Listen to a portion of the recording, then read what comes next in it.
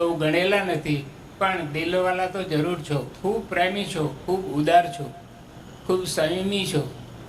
તો તમને સૌને વંદવા માટે, તમારા સૌના દર્શન માટે અહીંયા આવ્યો છું.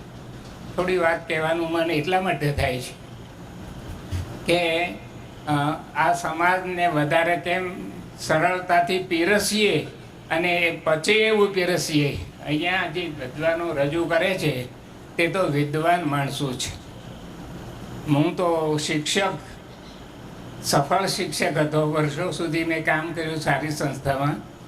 પણ મને વિદ્યાર્થીઓને જોઉં ત્યારે એમ થાય કે હા, ને કેવી રીતે સરસ રીતે પીરસી શકીએ, પછી એવું પીરસવું જોઈએ. અહીંયા બધા વિદ્વાનો જે રજૂ કરે છે તે થોડુંક કઠણ હોય છે, પૂરું પચે એવું નથી હોતું. હું નથી સમજી શકતો. હું અહીંયા આવું છું મારા એક વિદ્યાર્થીની બેન નીતાબેનને કારણે. એ પચાવવાનું કંઈક હું અહીંયા લઈ શકું એટલા માટે આવું છું. પણ મને ઘણી વખત સમજાતું જ નથી, પચવાનો તો સવાલ જ નથી. ત્યારે આ બધા બહેનો, ખાસ તો બહેનો બિચારા શું કેટલું ભણેલા, શું સમજે, એને જ્યારે પીરસો ત્યારે પછી એવું પીરસો. એવા હું બધા વિદ્વાનોને, અહીંયા વક્તાઓને હું પ્રાર્થના કરું છું.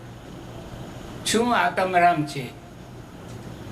આત્મરામને સમજાવવા માટે તમારે પહેલાં પુરુષાર્થ કરવો જોઈએ. આ આત્મરામ છે, આ મારો આત્મા છે, આ દેહ નથી. હું આત્મા છું.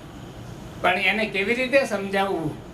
નહીંતર તો આપણો સમય આટલો, કેટલો સમય સવારથી જાય છે, ત્યારે પણ જાય છે. પણ એને આ આત્મરામ શું છે અને આત્મરામને શું જાણીને શું એને કારણે ફાયદો છે. આપણે આવ્યા છીએ તે શરીરને જાણવા નથી આવ્યા, આત્મરામને જાણવા માટે આવ્યા છે. તો શું આત્મરામ છે? આવી વાતો થોડી પચે એવી સૌ વિદ્વાનો કરે એવી મારી અંદરથી પ્રાર્થના છે. અને હું ઘણી વખત તો એમ કહું છું, મેં મહારાજને ગઈ વખતે કહ્યું, આ આપણો જે સત્સંગ છે તે તો જે શરૂ થયો ને તે તો 200 વર્ષ પહેલાં શરૂ થયેલો, નિરાંત મહારાજના સમયનો. તે વખત તો એવડો એક અંધાર યુગ હતો. આ સમાજ ઉપર એટલા બધા અંધારાના ઓળા ઉતરતા હતા કે લોકો દુઃખી હતા. અને એવી વખતે આપણા નિરાંત મહારાજ અવતર્યા છે. એ એટલા માટે અવતર્યા છે કે એમણે આ બધાનું કલ્યાણ કરવું હતું, અંધારામાંથી એને બહાર ખેંચવાના હતા. એટલે એ વખતે, અત્યારે પણ થાય છે, એનો અર્થ જરા જુદો જુદો છે. પણ એ વખતે વિધવા વિવાહ થતા નહોતા, તો વિધવા વિવાહ કરવાનું એમણે શરૂ કર્યું. એ જમાનામાં આજથી 200 વર્ષ પહેલાં કન્યાઓને દૂધ પીતી કરવાનું. હજારો કન્યાઓને, થોડી નહીં, 2-5 નહીં, હજારો કન્યાઓને દૂધ પીતી થતી હતી, ખાસ કરીને રજવાડાઓમાં. આજે એના કરતાં જુદું રૂપ છે. રજવાડા સિવાયનો જે વર્ગ છે, કેટલી બધી દીકરીઓને જન્મ્યા પહેલાં સ્વર્ગમાં પહોંચાડી દે છે. આ વાતો કરવાનો સવાલ અહીંયા છે. મેં મહારાજને કહ્યું હતું, તમે થોડી આવી વાતો કરો, સમાજનો કેવી રીતે ઉદ્ધાર થાય. અને હું જોઉં છું કે એટલા બધા સજાગ છે આ બધા ગુરુજનો કે એમને બધું સૂઝે છે. ગયા વખતે હું આવ્યો ત્યારે એમણે કહ્યું, માફ કરજો, 2 મિનિટ વધારે થઈ ગયો, તો એમણે એમ કહ્યું કે આ ભાઈઓ છે તે વ્યસન મુક્ત થાય. બહુ મોટું કામ છે, બહુ મોટું કામ છે.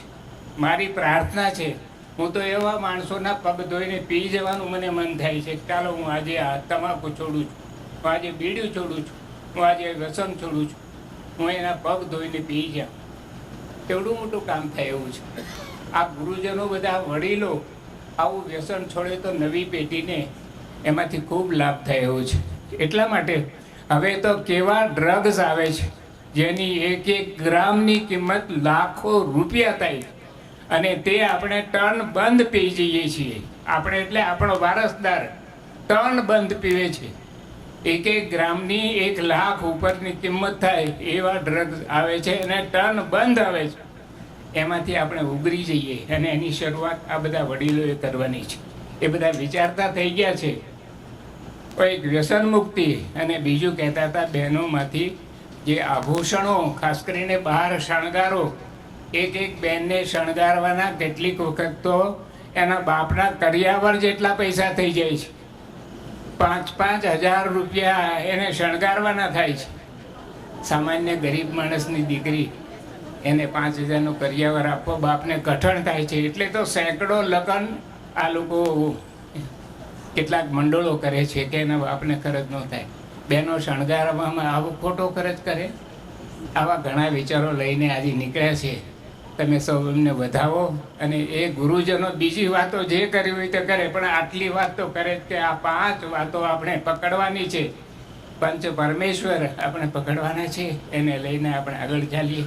તમે સૌ ખૂબ વિસરો, હસતા રહો અને અમારા જેવાને પ્રસન્ન રાખો એવી પ્રાર્થના સાથે સૌને વંદના છે. જય ગુરુ મહારાજ.